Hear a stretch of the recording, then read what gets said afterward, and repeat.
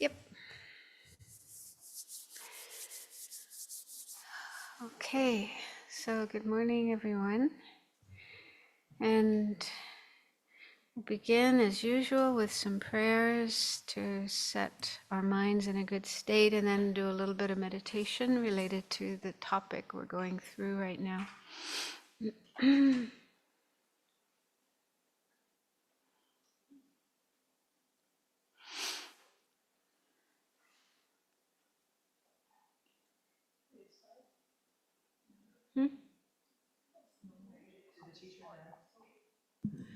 To the teacher endowed, transcendent destroyer, oneness gone, foe destroyer, completely and fully awakened one, perfect in knowledge and good conduct, one gone to bliss, knower of the world, supreme guide of beings to be tamed, teacher of gods and humans, to you the Buddha endowed, transcendent destroyer, glorious conqueror, Shakyamuni, prostrate, make offerings and go for refuge.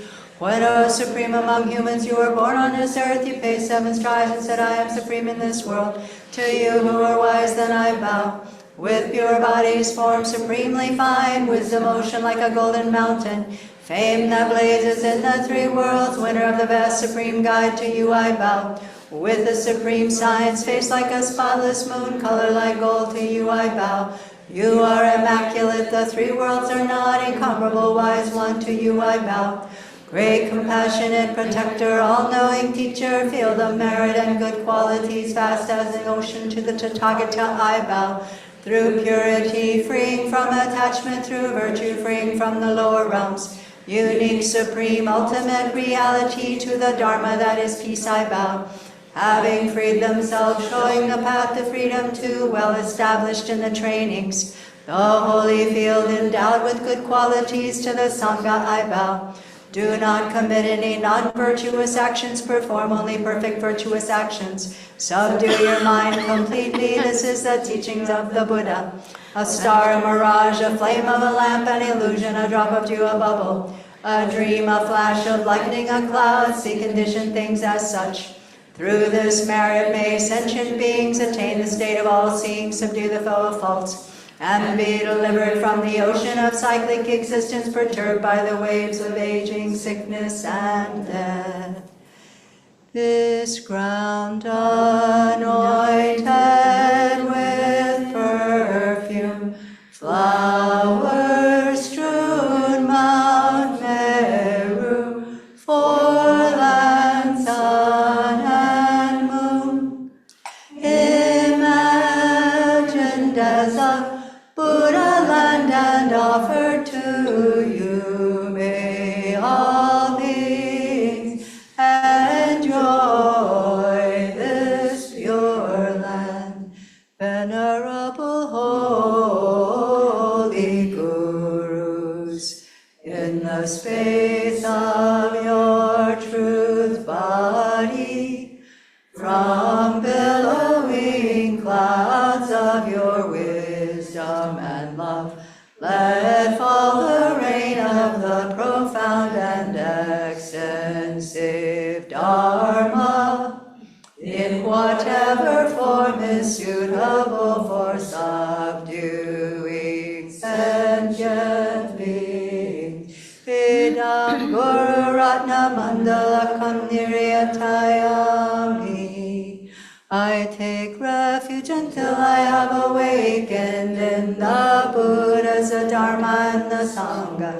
By the merit I create by listening to the Dharma, I will attain Buddhahood in order to benefit all sentient beings. I take refuge until I have awakened in the Buddhas, the Dharma, and the Sangha. By the merit I create by listening to the Dharma, I will attain Buddhahood in order to benefit all sentient beings. I take refuge until I have awakened in the Buddhas, the Dharma, and the Sangha. By the merit I create by listening to the Dharma, I will attain Buddhahood in order to benefit all sentient beings.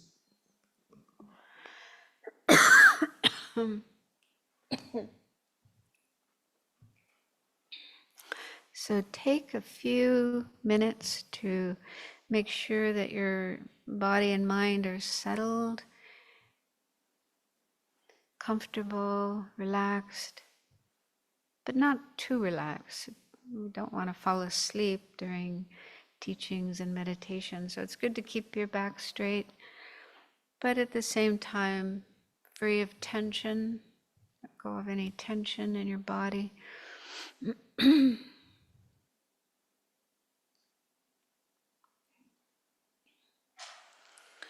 And let go of extraneous thoughts about things that happened earlier, things you're going to do later. Just let your mind be in the present, right here, right now.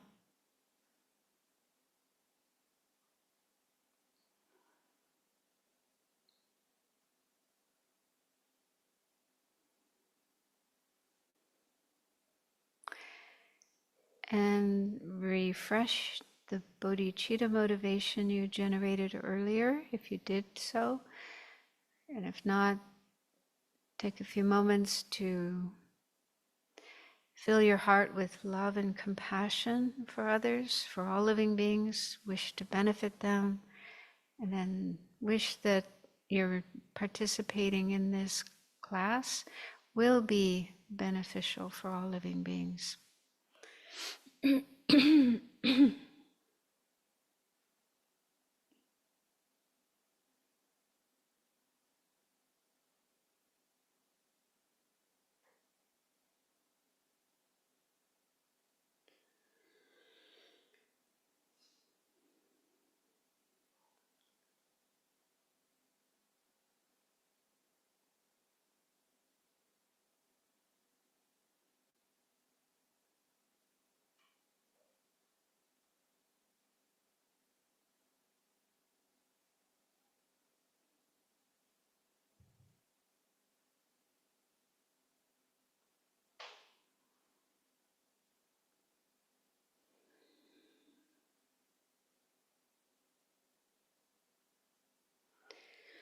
Now let's do a little bit of reflection on the topic we're going through right now, which is, it's in the middle scope of the Lamrim, which is all about becoming disenchanted with samsara, cyclic existence, and generating the wish to be free from this situation.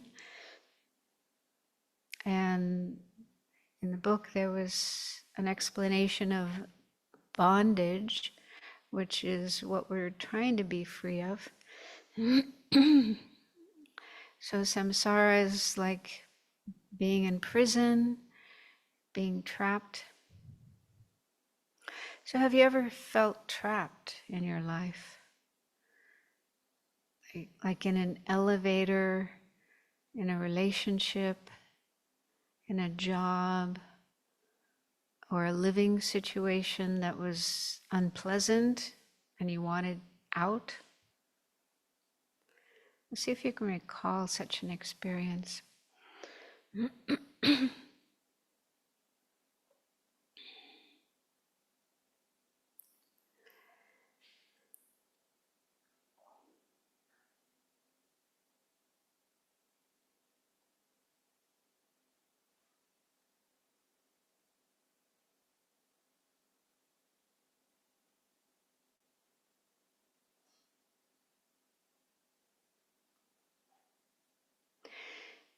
And you were probably able to free yourself from that situation.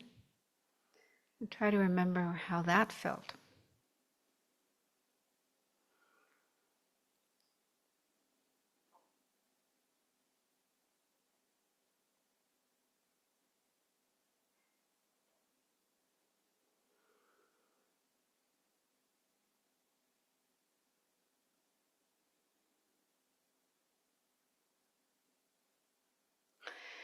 So being trapped or unfree is really unpleasant, and getting free is pleasant. Although such freedom is not real freedom. It's just freedom from a temporary samsaric situation that's unpleasant. But even when we're free of that, we're still trapped in samsara. And that's a little harder to understand. It's not a physical situation that we can see or feel. It's something subtle. So being trapped or bound in samsara means that our body and our mind are controlled by karma and afflictions. We can get a taste of this by just thinking about how we always want happiness. We want to be happy, we want to be healthy, we want only good things to happen to us. And we try our best to make good things happen. But often we fail. We're not able to get the happiness, the good things we want.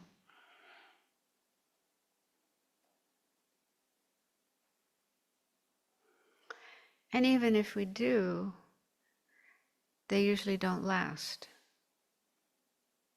We may be happy for a while, but then things fall apart.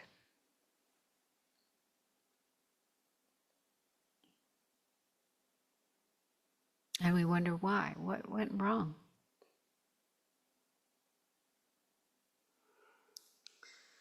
Well, the root problem is karma.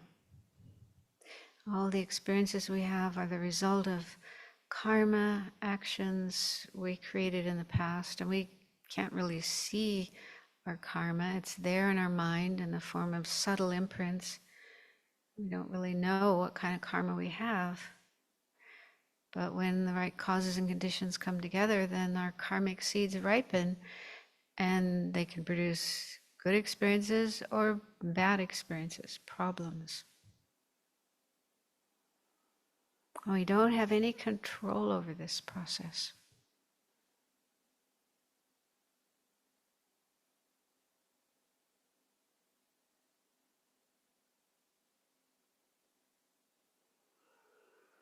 And then there's afflictions, another main cause of samsara.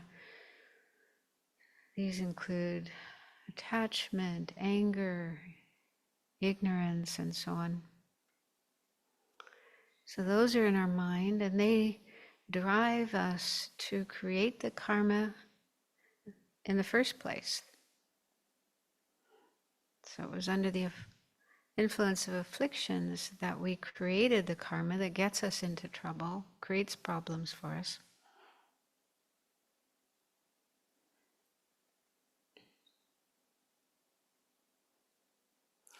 And afflictions also arise in our mind again and again as we go through life on a daily basis. We find our minds tormented by anger and irritation, attachment, desire, restlessness, jealousy, all kinds of painful thoughts and feelings pop up without any choice or control.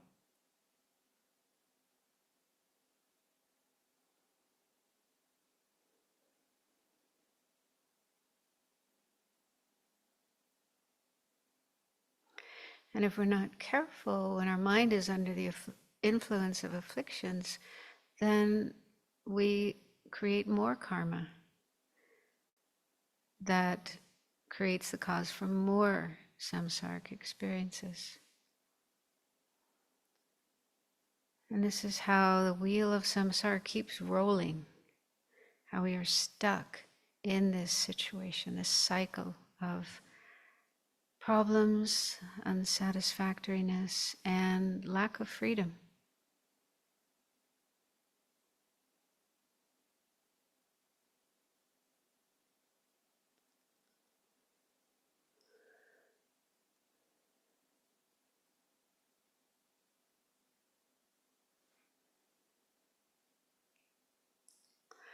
And try to get a sense of how this situation is really unbearable.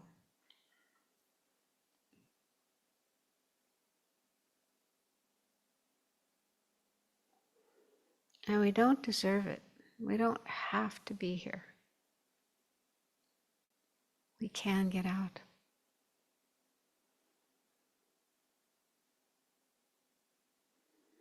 So feel that wish to free yourself from this situation and do whatever it takes in order to attain that freedom.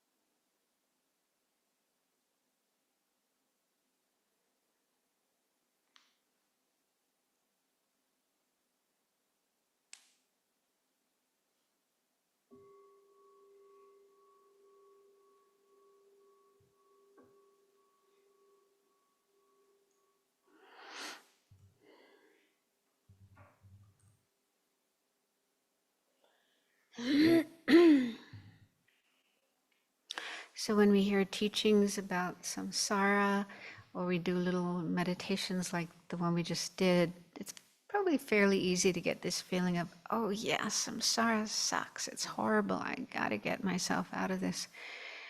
But it's not enough just to have that kind of feeling for a few moments, Then it fades and we go back to our usual way of thinking, which is still very much involved with attachment and other afflictions. So that's why we need to do this kind of reflection again and again and again and make our minds really familiar with it, soak our minds, marinate our minds in these kind of reflections. And in that way, gradually this feeling of renunciation or the determination to be free gets stronger and stronger and more our real way of feeling. And then that's what we need to make sure that we do get ourselves out. So just before we go on, last week we went through a section of the book where J. Rinpoche, Lama Tsongkhapa, was talking about shamatha or calm abiding or serenity and special insight, and also similitudes of those two, and how those are necessary to develop in order to attain the excellent qualities of the three vehicles. And so the terms calm abiding, shamatha, serenity, and special insight, these are pretty common terms. We encounter them a lot. But the term similitudes of those isn't very common.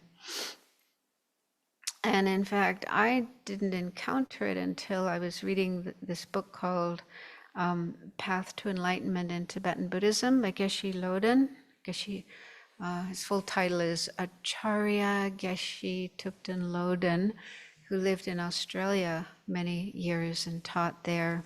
And so this is one of the first Lamrim books that came out. I think he was teaching the Lamrim Chenmo, Lama Tsongkhapa's Lamrim Chenmo in Australia, and the students, transcribed and edited and published that book. And it's really wonderful. I love it. Partly because it's kind of more contemporary. Traditional Lamrims use examples about yaks and butter tea, and he talks about ice cream and football, and so you can kind of a little easier to relate to. But it's also really clear and kind of down to earth, and yeah, you really feel, oh yeah, I can do this, I want to do this. Anyway, so in his book, he talks about similitudes of calm abiding and special insight. So I'll just read what he says about them. It's kind of very nice. So he says, the practices of calm abiding and special insight are the actual means to cut the bondage of cyclic existence. That's what we want to do, right? When you gain the realization of special insight and thus gain faultless insight discerning the nature of phenomena, you remove the ignorance that is the basis of delusions and karma and their resultant suffering. So it's mainly special insight that we want to develop, special insight into emptiness, true nature of things. That's the thing that will cut the ropes that bind us, unlock the door of samsara so we can get out. However, even before that attainment, you need a similitude of calm abiding and special insight to be able to gain realizations of the path to enlightenment. Without some degree of concentration, you cannot meditate properly. And then he went and kind of talked about all the problems that happen if we don't have good concentration. So you need to have strong concentration through the cultivation of calm abiding. So we have to at least try to cultivate calm abiding. At the same time, it is necessary to train in analytical meditation so that you have a clear picture of what to cultivate and what to abandon during your Dharma practice. Okay? So it's with analytical meditation that we come to understand, oh, I have to abandon non-virtuous actions and greed, hatred, ignorance. And then what I need to practice are virtuous actions and positive mental states like love and compassion. So it's analytical meditation that helps us understand clearly what needs to be abandoned and what needs to be practiced so that we're following the path correctly. And then he says, you are already developing a similitude of calm abiding and special insight by alternative, single-pointed and analytical meditations on the stages of the path to enlightenment. So you've probably heard this explanation that when we do an analytical meditation, like on the precious human life, then we need to alternate calm abiding and special insight. We do analytical meditation, thinking, contemplating on the points of the precious human life. And hopefully at some point we'll get some kind of aha experience like, oh yeah, this life is really precious, really fantastic. I really want to make use of it for the benefit of myself and others. So if you get that kind of feeling, that kind of insight, your heart is moved, then you're supposed to stop thinking and just focus on that with single-pointed concentration as long as you can, even if it's just a few seconds, And that way we soak our mind in that experience, make our mind really, really familiar with that experience. And that's how we bring about a change, a transformation of our mind. So that's one way of combining the two types of meditation, calm abiding and analytical meditation. And so he's saying that that's how we start to cultivate calm abiding and special insight, just in our daily practice.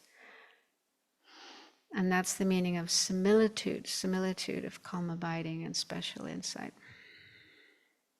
So he says, such single-pointed practice is the cause to attain actual calm abiding, and your analytical meditation is the cause to attain actual special insight.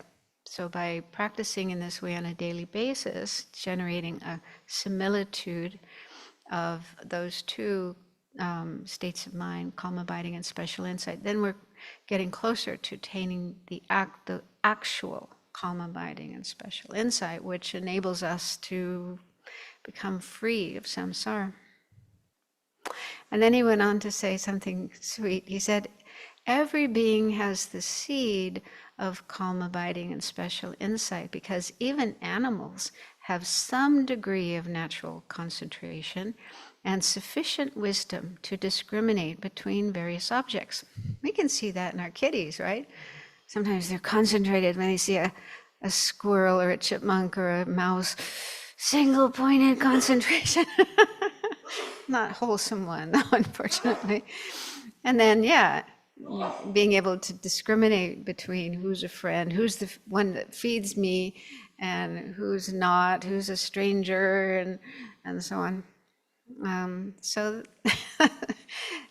it's nice to say, even animals, all the sentient beings have at least the seed of those two, concentration and insight, or discriminating intelligence.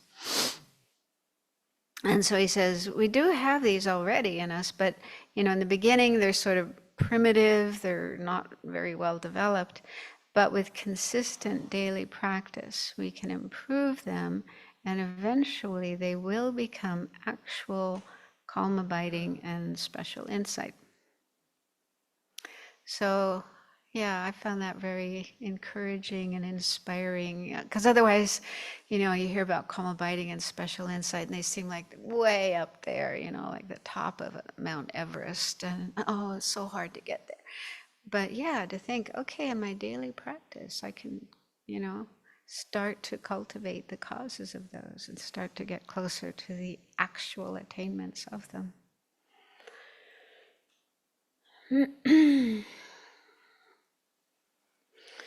So let's continue. We got up to the point of the 8 types of suffering in the book, so we'll go through those. Maybe we'll finish them today. So it's on page 158. And yeah, so these were mentioned by the Buddha, probably numerous times, but this is a quotation from his very first teaching, where he first turned the wheel of Dharma. So the first is birth. So this is towards the bottom of page 158. Okay, the suffering of birth. Here, contemplating the suffering of birth, the first of 8 types of suffering has 5 points. So the first is, birth is suffering because it is painful. Hell beings, perpetually suffering hungry ghosts, beings born from wombs, and beings born from eggs are born with a lot of visceral sensations of pain. Okay, so that includes us, human beings. We're born from a womb. And I don't know if in the West there's this notion that, of course, we know a mother giving birth experiences a lot of pain. Often she's screaming in pain. Can go on for a long time, hours and hours. But I'm not sure if there's an awareness of the baby, that, the baby has pain too. And it's hard to know because the baby isn't able to talk, and while it's coming out, it's still inside the body. So, even if it wanted to scream, it wouldn't be able to. But yeah, according to Buddhist teachings, the baby does suffer. And if you think about it, it's coming out through this very narrow passageway, So they say it's actually like being squeezed between mountains. So the body gets squeezed, and it takes a long time to come out. Usually it's not, unless it's a cesarean. But yeah, normal birth process, it's quite a long process. So it's a long period of time to come out. And then they also say when the baby does come out, its skin is very sensitive, very fragile, and even being handled, can feel like being rubbed with sandpaper. And then, the change in temperature inside the womb is very warm, and then you're suddenly out, and it could be very cold, depending on where the birth takes place, and then maybe frightening as well. You find yourself handled by these strange people, and I mean, in the past, probably when some of us were born, they would take the baby by the feet and hang it upside down and slap it on the bottom. They probably don't do that anymore, right? It looks horrible, but I guess it's to clear the lungs so the baby will start breathing on its own.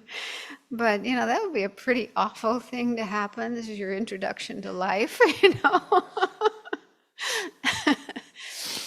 And yeah, so babies, when they're first born, often cry. I don't know if that's the case in every situation.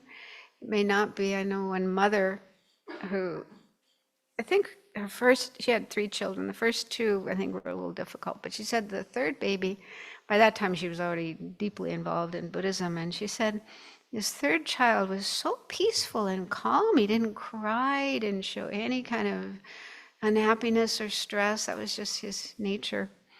So it may not be the case always that a baby, finds the birth process traumatic, but yeah, often is. And also Buddhism says that even in the womb, before being born, being inside the womb is unpleasant. And there's quotations from sutras, the Buddha talking about this, describing what it's like being in the womb, and it just sounds absolutely awful. So anyway, so just birth itself is suffering. Then number 2, birth is associated with negative tendencies. Because it is connected with the seeds that produce, sustain, and increase mental afflictions, birth is unsuited to the service of virtue, and it is unsuited to being controlled at will. Okay, so this is talking about a being born in samsara, and so right from the beginning of your life, you're still a samsaric being. That means there's still afflictions and karma in your mind. You're not born, like there's this notion in the West of, what do they call it? A clean slate, right? A newborn baby is totally clean and pure, I don't know, some people probably still believe that, but according to Buddhism, that is not at all the case. There's, the mind of a samsaric being is full of seeds of karma from beginningless time, including a lot of negative karma.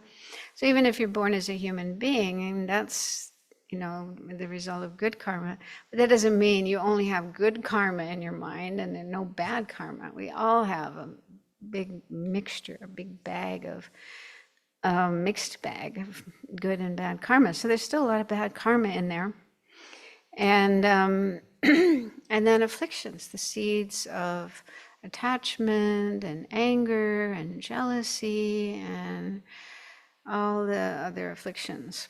And so you're born with those seeds in your mind, and then when you meet with conditions, there's plenty of conditions to nourish those seeds so that they pop up and you have those experiences. You have afflictive states of mind, you have painful experiences. Yeah. And sometimes they can start very early on, in some cases, little babies are born with all kinds of health problems that cause them a lot of suffering, a lot of pain. They're in and out of the hospital all the time. Or they're born into a dysfunctional family where there's a lot of abuse and horrible experiences. I mean, some of the things you hear about what people do to kids, babies, even little babies. I mean, it's just like, how can anyone do that? Crazy. So yeah, so this is the result of the karma and afflictions brought from the past. And then also it mentions birth is unsuited to the service of virtue. So that means that, even if a person has the wish to live a virtuous life, a spiritual life, follow a spiritual path, be good, be a good person, then it's difficult. There's challenges, there's obstacles because of our karma and afflictions. So this could be, again, environment. Maybe you're born into a family where your wish to be virtuous and follow a spiritual path isn't supported, and it may even be, you might even be punished. You might even get into trouble because, for having such wishes. And and if you're born into a family where people have a lot of afflictions, then those can trigger our seeds of afflictions, and we find ourselves being angry and creating non-virtue and so on and so forth, influenced by our environment, by people in our family, society, schools, and so on. So the environment we're born into, both in terms of the human beings we meet, as well as society and so on, are often not supportive of living a virtuous life, following a spiritual path. And sometimes they're just the opposite. They push us in another direction. So we end up following a path of non-virtue and just creating more and more suffering all the time. So this is, of course, an individual thing. I mean, some kids might be born in a family with a lot of good qualities, virtuous qualities, and so their wish to be virtuous is supported. So there's all kinds of variety there, and what kind of environment we're born into. But again, that's the result of karma. The kind of family and environment we're born into, the kind of people we meet and associate with, that again is influenced by our karma. And then lastly he says it's unsuited to being controlled at will. So that's another problem in samsara. We don't have choice. We don't have complete choice and control over our life, our environment, our experiences, and so on. So it's like our karma and our afflictions that drive our life. Really makes you feel fortunate, doesn't it, that we ended up here. Out of all the places we could have ended up in the world. Okay, then number 3. Birth is the origin of suffering. The suffering of aging, illness, death, and so forth develop from taking birth in the 3 realms. Okay, so it's interesting. Most people in the world, I think, are really joyful when a baby is born. It's a cause of joy and celebration and congratulation, and everyone's, oh, how wonderful, how cute, and everyone's really happy. And I'm sure most people don't think birth is the cause of death and sickness and aging. They don't think about those things. It would probably be considered inauspicious, to think like that. You want the baby to live a long life and be happy and healthy and not have problems and so on. But inevitably, what is going to happen to that child, to that being? They are going to get old. In fact, aging starts from the second moment. According to Buddhism, aging isn't just something that happens to you later in life. It starts from the very next moment after birth. You're already aging, getting closer and closer to the end of your life. And then most probably there'll be sickness and then death, sooner or later. That being is going to die. They're going to go out of existence. So nobody likes that. Death is a time when we feel sad and we cry and we mourn and we think, oh, this is so unfortunate. But they don't make that connection. right? Most people don't make that connection. Birth is the cause of death. If there wasn't birth in the first place, there wouldn't be death. And there wouldn't be these other experiences. It's kind of obvious, right? But yeah, we don't, normally people don't think that way. Yeah, so all the various sufferings of life, like aging, sickness, and death, happen because we are born.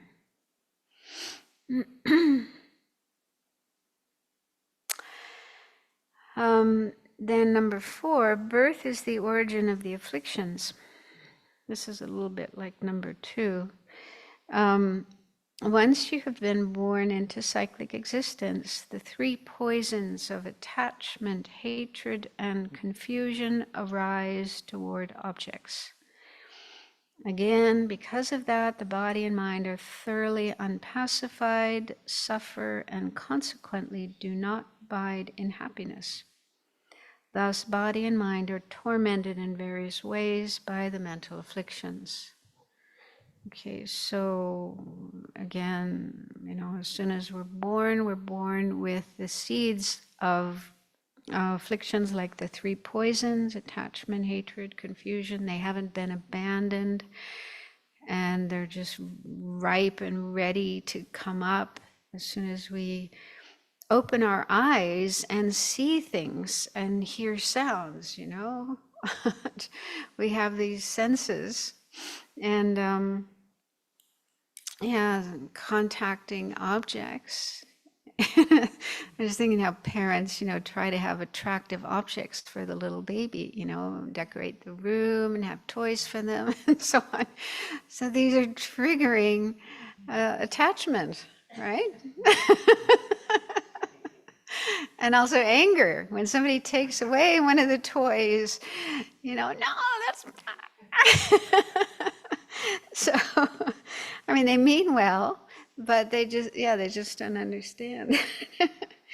And it's not their fault. The baby is born with those seeds in their mind. And as soon as we contact objects, then they ripen. And so again, the 3 poisons come up, and under their influence, one experiences problems, disturbances in mind as well as body. He mentions body, and I think there's research that shows that when the mind is disturbed with anger and so forth, it does affect the body. There's more tension, more stress, more likelihood of illness.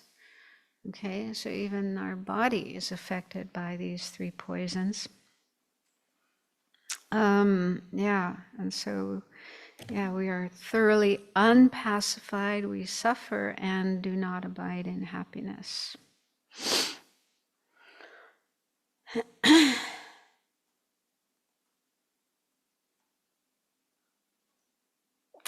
Then 5th is birth is suffering because it is in the nature of unwanted separation.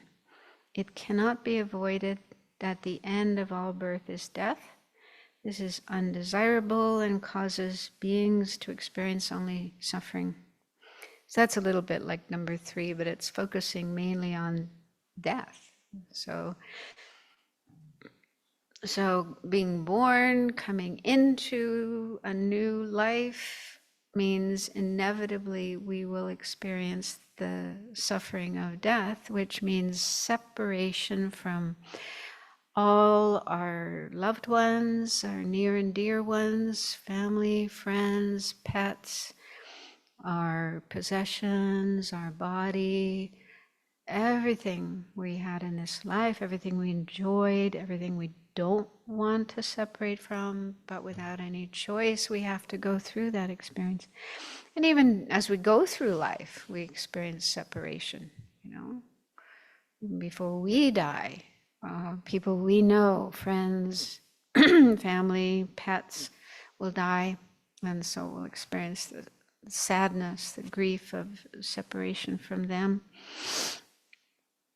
And again, from possessions and other things that we want to keep with us in our life. We don't want to be separated from, but inevitably that does happen. Okay, so these are the various sufferings associated with birth, and he says, think about these points again and again, and ask yourself, do you really want to go through this again? Do you want to be born again and again and again? I mean, we don't have a whole lot of choice unless we can get enlightened in this lifetime, or reach nirvana in this lifetime, which is not likely. But at least we have to not be attached to birth and think, oh, cool, I get another life and I can have new exciting experiences. Some people might think that way. I don't know. Where will I go next time? Sort of start fantasizing about your next life as if that's going to be a great thing. So then, number 2 is the suffering of aging. So many of us are in the midst of this. Most of us, all of us are. Yeah, but again, they say in Buddhism that it really starts right after we're born. We start to age. It's just the natural process of having a physical body. It's changing moment by moment by moment, getting older. But the real suffering of aging doesn't usually start until later, maybe sometimes it can start 20s, 30s, but definitely 40s, 50s, 60s. As time goes on, it becomes more and more pronounced. Okay, so this has 5 points. Number 1, your attractive body completely deteriorates such that your spine becomes curved like a bow, your head becomes white like Edelweiss. How do you say that? Edelweiss? Edelweiss, yeah. I saw that in Tibet. I think it was Edelweiss, way, way up in the mountains. These tiny little white flowers growing near the ground. Your forehead becomes covered in wrinkles like a cutting board.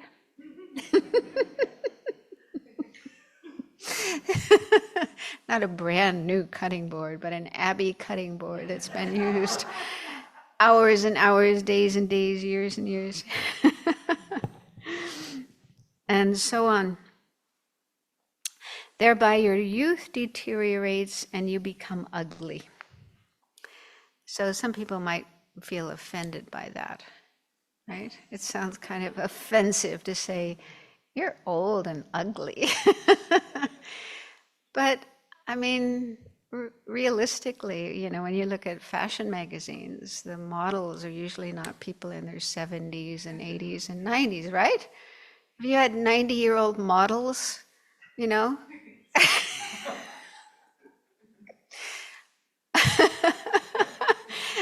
don't think it would work. So, I mean, generally among human beings, people in their late teens or early teens, 20s, maybe 30s are considered attractive. That's what we consider to be attractive and beautiful. But, once your skin starts to get wrinkled and start having white hairs and age spots and so on and so forth, your eyes becoming yellow and red and so on, it's not really considered attractive, right? So we have to be realistic about that. Yeah, so I was thinking recently about how when I was a teenager, I thought I was ugly, and I was so unhappy that I didn't look like the models in the magazine, and I thought it was so unfair, as I was still under the influence of the idea that God makes us. I was saying, why did you make them attractive and not me? Why did you make me ugly? So it seemed very unfair, and it was a cause of a great deal of suffering, great deal of unhappiness. And I was, of course, under the influence of a conception that beauty means happiness. I learned later that that's not the case, but when you're young, That's what you usually think. You want to be beautiful because that will bring happiness. And so then recently, when seeing ugliness happening, more and more ugliness all the time, then I thought, because of my Buddhist teachings that I've received and the importance of changing self-centeredness into altruism, then I thought, well, why not? If there's ugliness to be had, let me have it. Let other people have the beauty. And that was a nice thought. Yeah. I don't mind if I have ugliness. Let other people enjoy the beauty, having beauty. So I don't feel so upset about that anymore. But it's still not easy, it's not kind of our natural way of feeling when we notice our body getting more and more ugly. Not easy to feel good about that. Number 2, power and strength deteriorate such that when you sit down, you look like a sack of soil when the rope holding it is cut. Or maybe a sack of potatoes, yeah. 100-pound, 150-pound sack of potatoes just dumped on the chair.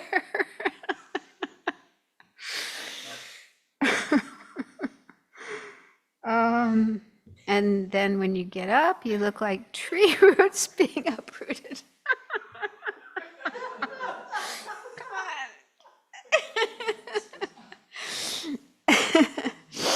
Yeah, so when we're young, we kind of spring up and down so lightly, easily, with a great deal of energy and agility. But we lose that as we get older. And in Tibet, they didn't have things like walkers and what are those other things people have? Cane. They probably had some kind of cane or stick, but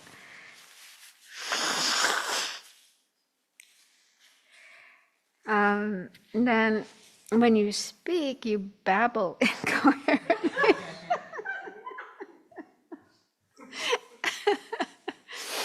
Now, that may not always be true, but there's some truth to it, right? Sometimes even you think in your mind you're clear about what you want to say, but when you're trying to say it, it just doesn't come out right. Words get mixed up, and yeah, is that true?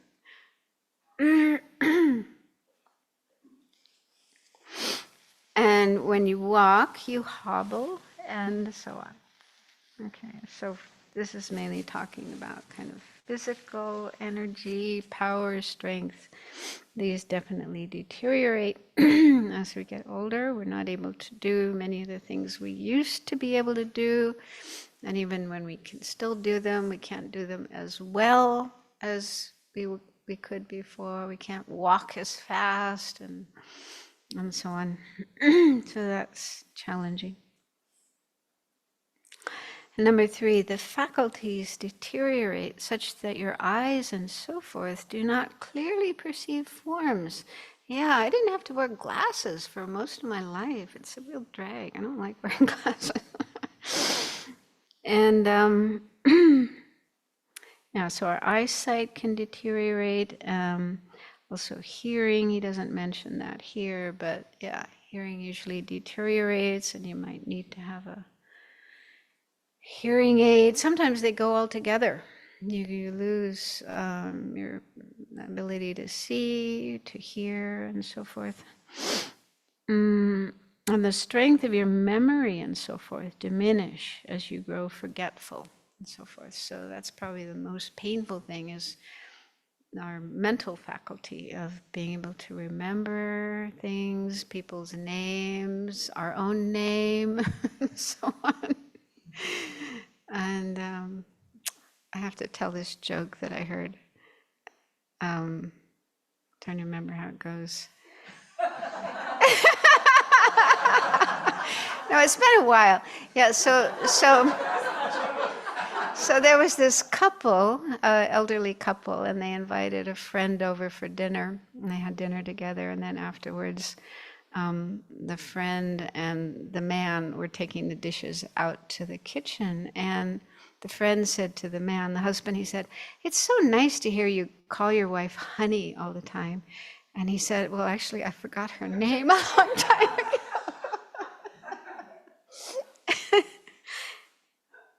I don't know.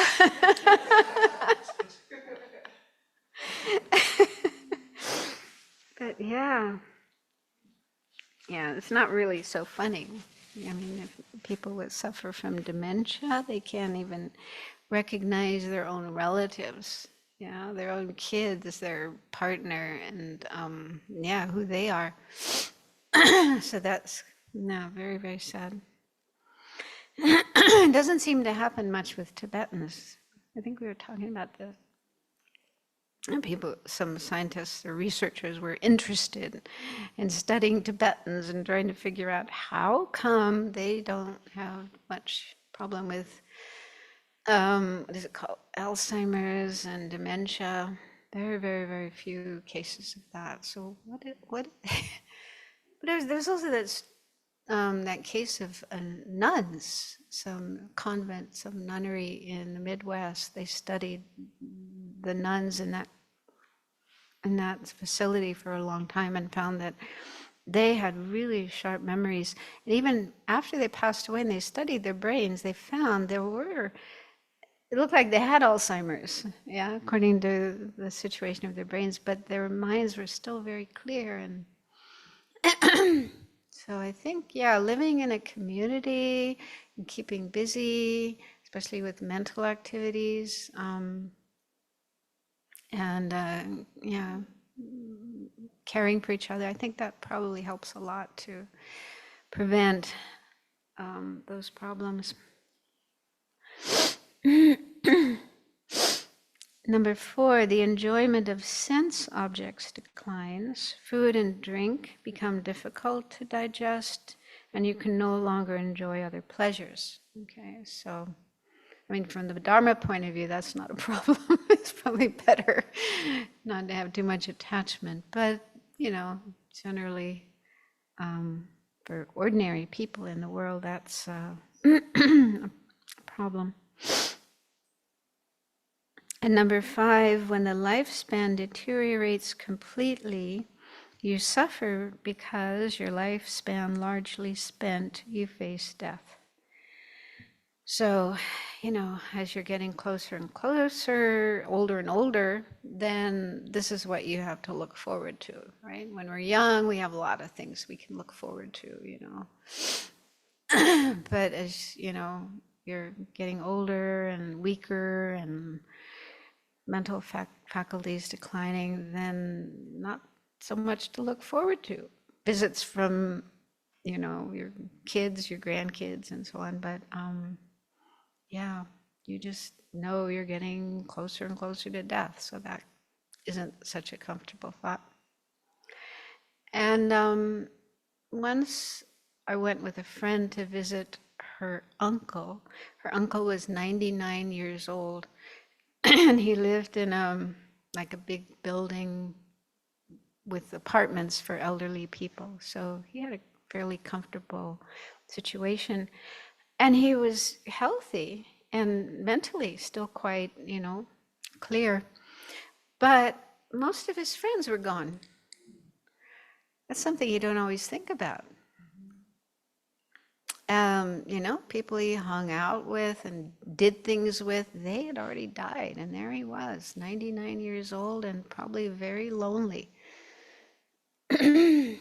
So that's another aspect of aging. If you're fortunate enough to live a long life, then that wouldn't be the case here, but for ordinary people in the world, and you feel more and more lonely and isolated. Going to funerals of your friends and even family members who die before you do, and you're finding yourself more and more alone.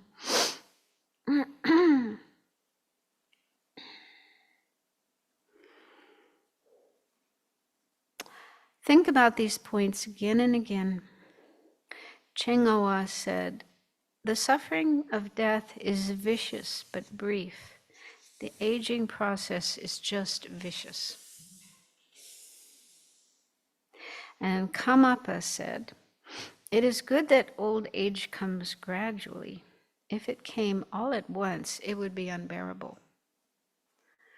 So imagine going to sleep one night with a 24-year-old body and waking up the next morning with a 70-year-old body. You'd probably die of grief, right? It would be unbearable. So having it come little by little, incrementally, makes it more bearable. But still suffering, not happiness. Okay, then we have illness. Contemplation of the suffering of illness has 5 points. 1, the nature of the body changes in that the flesh becomes loose, the skin dries up, and so forth. So I guess, yeah, if it's a really serious illness, then your body will change. The color, your color, your complexion you won't look very healthy. And yeah, your eyes also won't look very good. And number 2, suffering and mental unhappiness increase such that you dwell in them most of the time. The bodily constituents, water and so forth, become unbalanced and fluctuate wildly in strength, producing pain in the body. That in turn causes unhappiness in the mind both day and night. So Tibetan medicine and probably Chinese medicine and Ayurvedic medicine say that illness is the result of the elements of the body, earth, water, fire, and wind, becoming imbalanced. So yeah, they're out of balance, they fluctuate, and that brings about pain. Western medicine has a different explanation, but anyway, there's things happening in our body that bring about pain, discomfort, probably debilitation as well, being unable to do things. And as a result of that, then there's mental unhappiness. Nobody likes pain, nobody likes discomfort, nobody likes to have to stay in bed all day and, have other people wait on you. We like to be active and take care of ourselves. So there's a lot of mental unhappiness. Number 3, you lack the wish to enjoy pleasant things. Oh, that sounds strange. You might still want to watch Netflix and listen to music. But yeah, maybe you're just not able to enjoy those things, even if you try. Yeah, your mind is just so occupied with probably worry and unhappiness that you can't really enjoy things. You are told that pleasant things are harmful when you are ill, so you are not free to indulge in them as you wish. So I don't know, maybe it's talking about food, certain types of foods like cheesecake. Yeah, you can't have cheesecake now. It's, too whatever. So you can't eat the food you would like to eat. You have to eat this other food that you don't like. Yeah, so I guess your doctors, your family will tell you, you can't do this, you have to do that, and you can't really do what you want. Number 4, you must undergo the unpleasant against your will. You must ingest unpleasant medicine, food, drink, and so forth. Likewise, you must rely on rough tests and treatments, such as being burned with fire. I guess, yeah, and some traditional medicines. What is cauterization? What is cauterization? Burning, yeah. Pierced with sharp instruments and the like. Yeah, so similar in Western medicine, surgery, having to go through surgery, your body opened up and cutting happening in there and sewn up again, and that's very painful and can take a long time to heal. And then if it's cancer, then chemotherapy, which sounds just awful. Some people say it's worse than the disease, makes you feel worse than the cancer. And yeah, and also some medications have side effects where you feel awful. So that's another aspect of illness, the treatments you have to go through. And number 5, you will lose your life. You suffer on seeing that the illness is incurable. Well, that's not always the case. Some illness is curable. We're sick for a while, but we recover. But sooner or later, that won't happen. Sooner or later, there will be some kind of illness or some kind of bodily situation that can't be cured. And once you become aware of that, then you have the suffering of, seeing your life slipping away, getting closer and closer to death. Think about these points in detail. So I don't know, maybe not everyone goes through serious illness. Some people maybe are able to get through life without much sickness. But even mild sickness, even having a cold or flu, COVID, yeah, or injuries can involve these kind of experiences. And number 4, the suffering of death. This has 5 points. First, you're separated from your beloved and excellent possessions. Okay, so yeah, we spend a lot of time accumulating things, acquiring things, making money that we can use to buy all these things.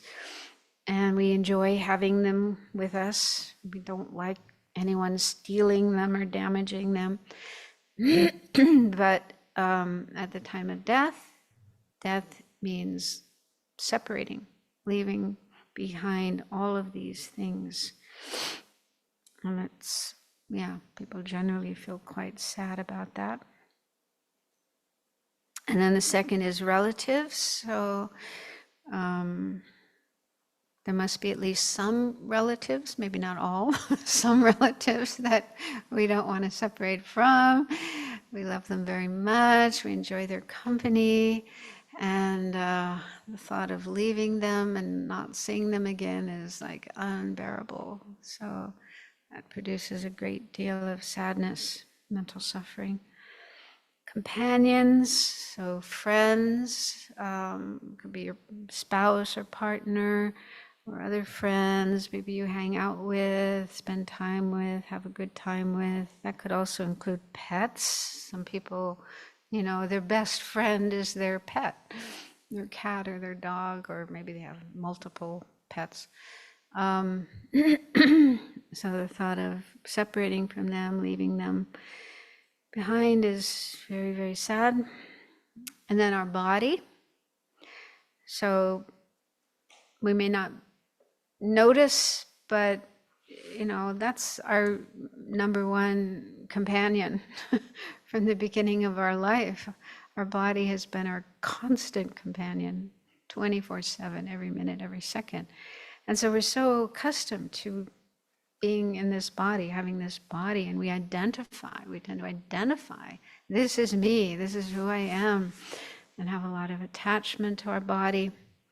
And so I find it hard to imagine, separating from my body, but it seems like it would be difficult, traumatic. No, where am I gonna go? What am I gonna do?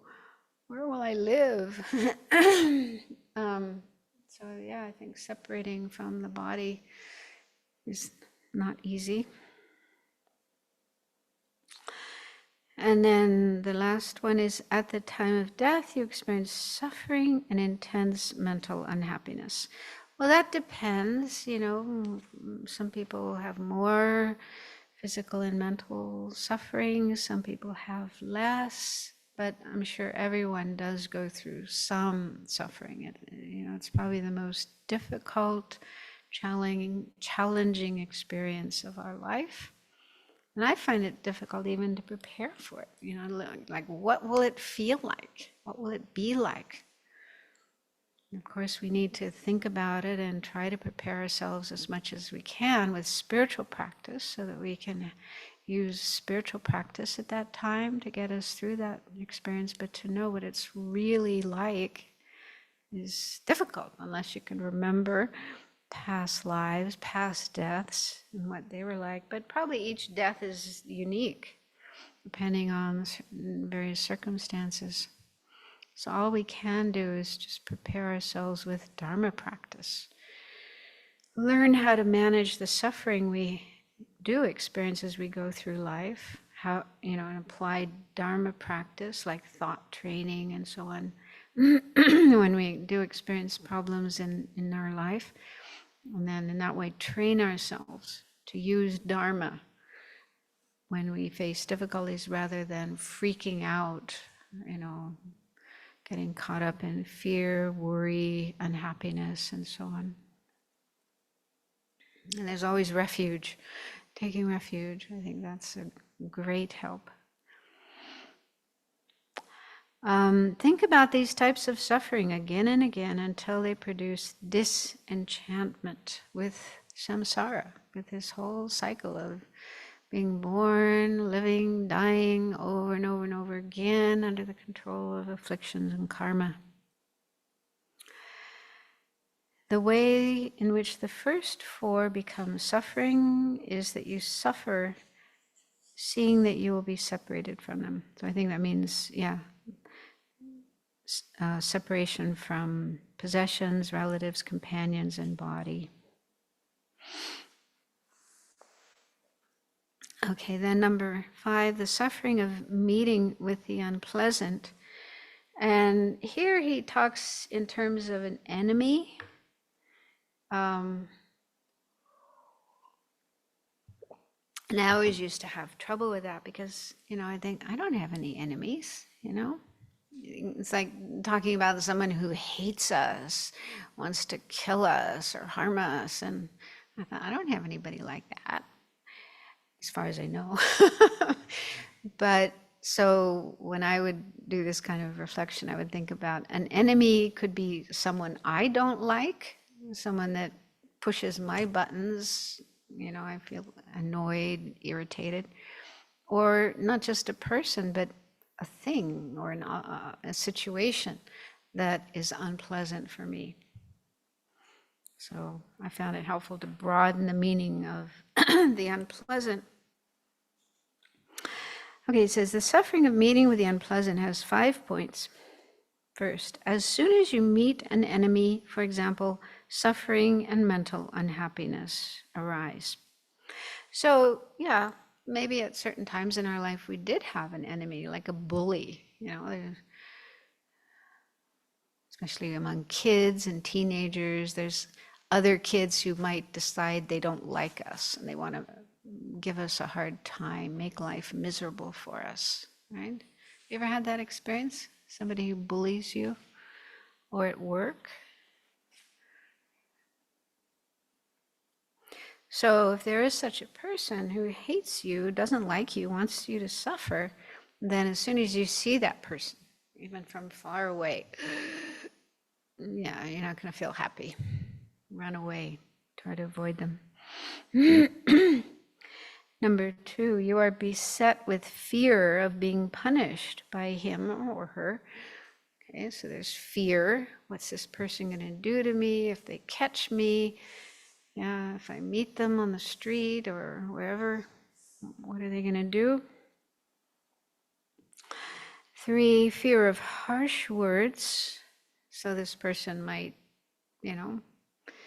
say hurtful things to me, insult me, call me names, and that's hurtful, that's painful. So even if they don't physically harm, they can mentally, emotionally harm us with their words, or talk behind our back, right? Talk to other people about us, make other people hate us. Or fear of dying miserably. That's like the worst case scenario, that this person might actually kill me in some horrible way. That's possible.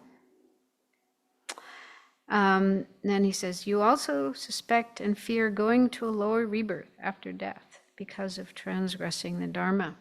So if this person does manage to kill you or cause your death, then that could bring up fear of an unfortunate rebirth, especially if you got angry. Maybe you hurt this person. Maybe you did something harmful to this person. That's why they don't like you. So as a result of your own harm to them, then you may have an unfortunate rebirth. So again, we can apply this not just to a bully, if someone doesn't like us, but anyone we dislike, or any situation or object, like noise. There's all kinds of things that are unpleasant. And we don't want to meet these things. We don't want to have these things happen in our life, but without choice, without control, they do happen. And it's because of being in samsara. As long as we're in samsara, we'll never be able to have complete control over our experiences and always avoid anything unpleasant. It's just not possible. They say even if you're in the God realms, the highest God realms for a long, long time, where everything is just beautiful and wonderful and pleasant, there's nothing unpleasant. But sooner or later that comes to an end. Your karma to be born there ends, you die there, and you could be born in an unfortunate situation. Again, face problems.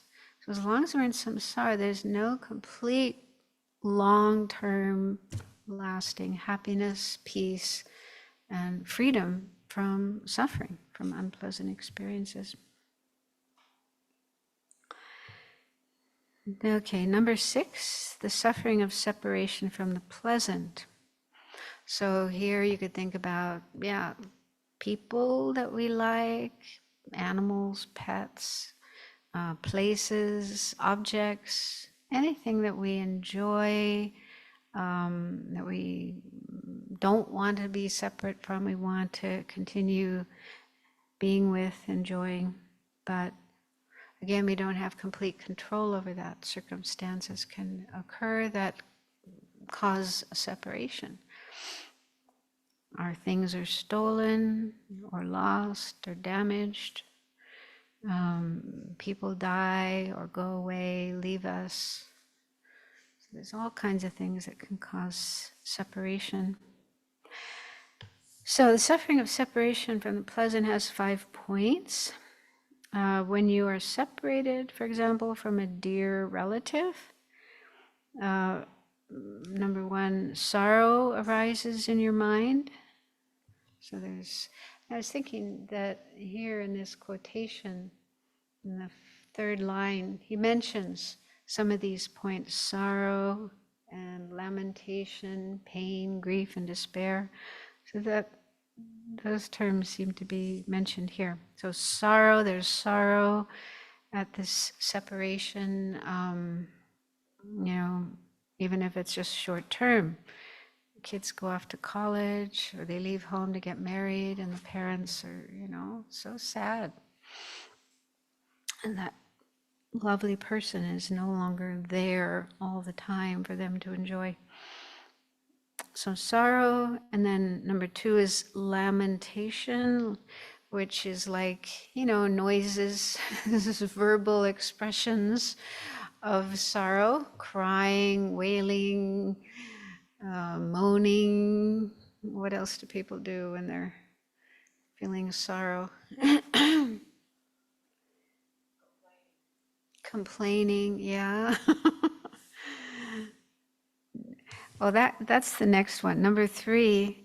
So he says there's lamentation in your speech. So that has to do with speech. And then your body is harmed. And so that can include, tearing out your hair, or, people harm themselves when they're really, really in pain. Yeah, they inflict, they cut themselves or burn themselves, or even, kill themselves, throw themselves from the top of a building. Sometimes when this kind of sadness, this kind of pain becomes so intense, people can't bear it anymore, and they just want to end it all, end everything. And then your 4th is your mind is tormented by the memory of and desire for the excellent qualities of the object. So that might be grief and despair. So it's hard to stop thinking about this person who was such an important part of your life, and you had so much happiness, so much pleasure with them, and suddenly they're gone, and it's just unbearable. You can't stop thinking about them, remembering the experiences you had, and that just, again, it's like torture, because you can't get them back. You can't make them again part of your life. So a lot of mental suffering. And then last is you miss the pleasure of it. So longing to once again have that person or that object or that situation. Maybe that's like nostalgia. We talk about nostalgia. Yeah. I remember once in a retreat, I was doing a retreat, and at one point, all these thoughts about a place where I had once lived were coming up in my mind, and there was so much sadness. It was like a nice place, nice situation, a lot of advantages. And all these memories came up, and I was like, whoa, surprised that I was still feeling that way.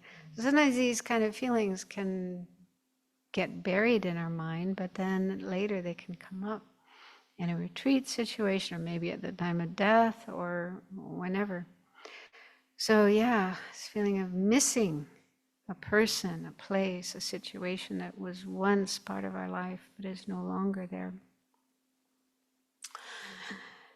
Okay, so it says think about these types of suffering. So again, as long as we're in samsara, this is going to happen again and again and again and again. Whatever pleasant situation we have, whether it's a relationship, a place, a job, whatever, a possession, we can't keep that with us forever. It's just the nature of things that they are impermanent. And so we have to separate from these, and usually it's final separation. That's it. Then number 7, the suffering of seeking what you desire and not getting it. Not getting what we want. Okay, this has 5 points that are similar to those associated with separation from the pleasant, the one we just went through. So we want something, and again, there's a whole variety of these. It could be a relationship. You meet a person and you feel very attracted to that person. You want to have a relationship with that person. You want to get close to them, and you may try really hard to make that happen, but they may not be interested in you. Yeah. They may not feel the same way about you that you feel about them. And that's really painful. Or if it's a romantic relationship, they may be already involved in a relationship and they don't want to leave that one. So you're not able to get this thing that you desire. But it could be other things as well. It could be a particular job or position that you would like to have, but you don't get it, somebody else gets it. Or a particular apartment or home or place that you want to live, and you're not able to get it. Or a certain type of material thing, a car, a phone, a computer, you don't have enough money for it. So yeah, lots of, or even in, in the spiritual path, yeah, we want certain experiences to happen, that bliss they talk about in the teachings, realization of emptiness, the nature of the mind, clear nature of the mind, getting a taste of that.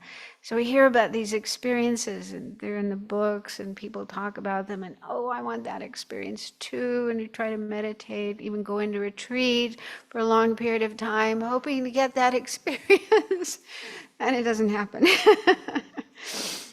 Yeah. So, yeah, and then.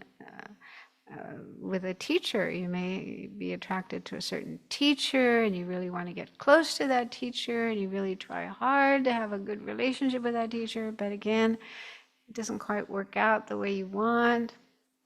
So even in the context of Dharma, spiritual practice, this kind of thing can happen, not getting something we desire. And the problem is the desire.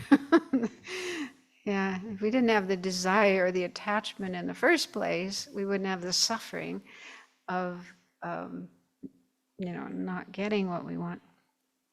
But anyway, this is something that happens again and again. Yeah, so seeking what you desire but not getting it means not getting what you have been hoping for despite your efforts in seeking it, such as doing farm work but not reaping a harvest, and doing business but not accruing a profit. Yeah, so that often happens. People get involved in some project, hoping for success, hoping for things to go well, for a certain kind of result to come about, and they try really hard, but it doesn't work out. This is the suffering of disappointment. Well, we almost got through all 8. The 8th one, this is a big one, and so I'll leave it for next week. Any questions or comments or additions?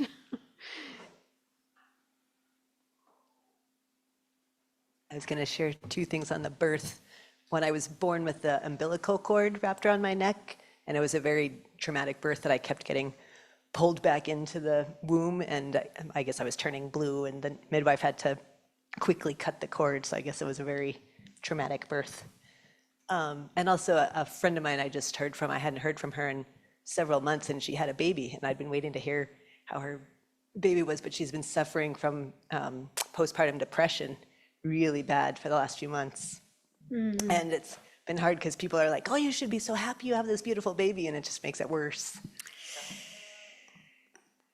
Yeah, that thing about the umbilical cord, when I was in Italy doing the master's program, there was this one young man. He was, I think, trying to also follow the program. Very, very sweet young man. But he was a little bit mentally deficient, and apparently it was because of that kind of thing. For maybe, I don't know how long, a few seconds or a few minutes, his oxygen was cut off when he was being born, and that left him, with a somewhat damaged brain. I mean, he was really sweet and really devoted to the Dharma, but mentally it was hard for him to, fully follow the teachings and the program. So just like a few seconds of something going wrong can just totally affect your whole life.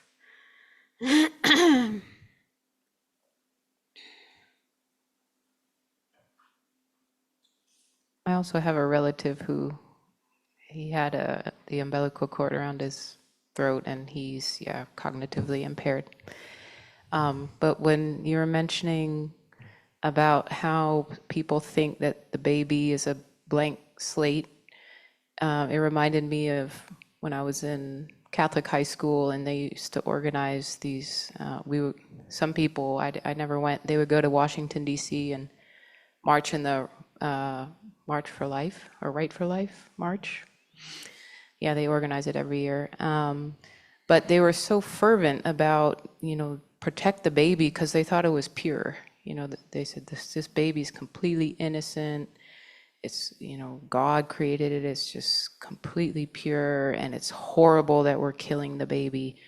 So it just made me realize how much religious beliefs drive political views. And, if they had a different understanding of karma, maybe they wouldn't be so fervent in their opposition to abortion. Yeah, I don't know all the different arguments there, but yeah, I think it's those with strong Christian beliefs who would be most pro-life, because the belief is God created this being. God, what's the word, inserted a soul into that being. That being has a soul which was created by God, and God wants that being to live, to exist. So it's like going against the will of God. Yeah, all kinds of beliefs. I mean, Buddhism would also agree that it isn't right to kill. So our first, one of our precepts is, to not kill. That includes encouraging others to kill, giving them the means to kill, and that includes an unborn child. So it is regarded as killing, something we should avoid, and we should not support anyone who wants to do that. But yeah, but on the other hand, having a belief in rebirth, we would think, well, even if that baby does die, which happens anyway, naturally, it's not the end of it. It will take another life, another rebirth. Although it may not be a human life, so having a human life is a much better situation than if it were born in some other situation. So, yeah, so it's good to support life and not support abortion and causing the death of unborn children. Yeah, but making it into a political thing is, yeah. I don't know if other countries have that, if this is the only country where it's become so politicized. It seems like other countries are much more calm and balanced about it. And the microphone?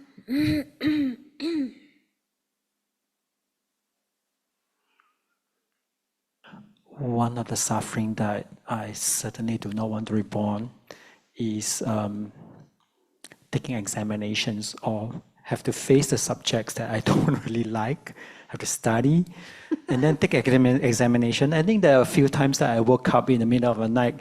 Tomorrow I'm having examination of maths, and then I was really terrified. And I just wondered why I have to reborn again to take this suffering again. No way. Well, yeah, I don't know. At the time of the Buddha, or a Sangha, Lama Tsongkhapa, they probably didn't. I mean, most kids didn't go to school, so of course they didn't have those kind of exams. So that wouldn't have been considered. But that's probably meeting with the unpleasant, having to go through some unpleasant experience that you don't want, but you have to anyway. Yeah. But that's one thing I think about with regard to being born again and again. It's like we spend so much time and energy learning. Yeah, from the time we're babies, we have to learn how to eat, how to walk, how to talk, and then we have to go to school and learn all these things, many of which we don't really want to learn, and da-da-da-da-da-da-da. So we spend all this time gaining knowledge and experience and so on and so forth. And then we come to the end of our life, we die. And even if we're born again as a human being, which is good, we still have to start all over again from scratch. We have to go through all those years of education and learning all over again. What a drag, like, even from that point of view, samsara is, yeah, better to get out. Okay, so let's conclude with dedication. May the spiritual teachers who lead me on the sacred path, and all spiritual friends who practice it have long life. May I pacify completely all outer and inner hindrances. Grant such inspiration, I pray.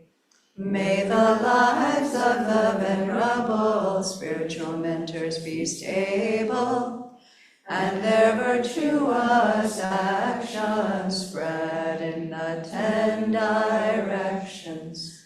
May the light of Lobsang's teachings dispelling the darkness of the beings in the 3 worlds always increase. Idam Guru Ratna Mandalakam Niryatayami. Due to this merit, may we soon attain the awakened state of Guru Buddha, that we may be able to liberate all sentient beings from their suffering. May the precious Bodhi mind, not yet born, arise and grow. May that born have no decline, but increase forevermore.